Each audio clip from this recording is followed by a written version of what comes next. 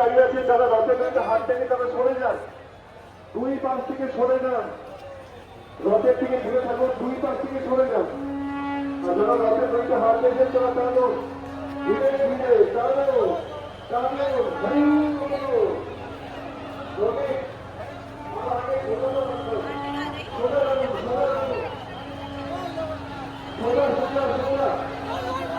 দুই পাশ থেকে সরে যান, যারা দুই পাশে দাঁড়িয়ে আছে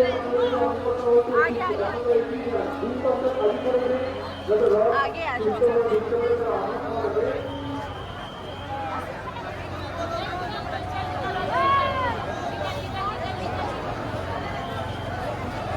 বাড়িয়ে বাড়িয়ে